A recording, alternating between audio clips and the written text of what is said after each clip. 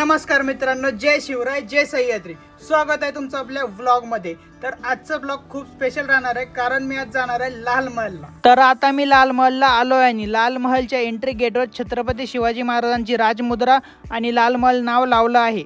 मध्ये गेल्यानंतर सगळ्यात पहिले मी छत्रपती शिवाजी महाराज आणि जिजामाता यांचे दर्शन घेतले. लाल महलाच्या रक्षणासाठी 2 मावळे घोड्यावर बसून आणि 2 मावळे उभे पण आहे. आणि लाल महल तर लय भारी आणि लय मोठा आहे. आजूबाजूला नुसती झाडेच झाडे आणि बसायला पण जागा आहे. आणि आज रविवार आहे म्हणून गर्दी पण जास्त आहे. लाल महलामध्ये गेल्यानंतर सगळ्यात पहिले जिजामातेचं दर्शन करून घेतलं. यवनांनी गाढवाचा नांगर फिरून शापित केलेल्या पुण्यनगरीत शिवबांच्या हस्ते सोन्याचा नांगर फिरून पुण्यनगरीला पवित्र केले. हा त्याचा फोटो आहे.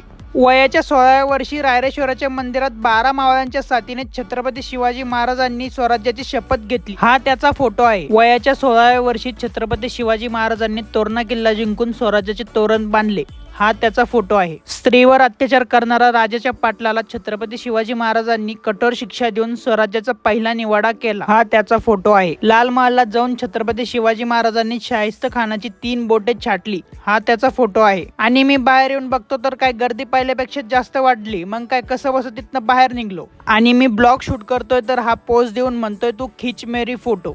त्यानंतर मी पाऊल यात्रा करत रूमच्या दिशेने निघालो, कारण मला थोडी एडिटिंग करायची होती.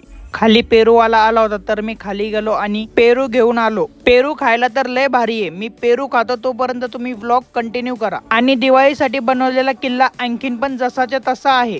आजचा व्लॉग मी याच ठिकाणी एंड करतोय. व्लॉग कसा वाटला कमेंट करून नक्की सांगा. लाईक आणि शेअर करायला विसरू नका. भेटूया उद्याच्या व्लॉग मध्ये.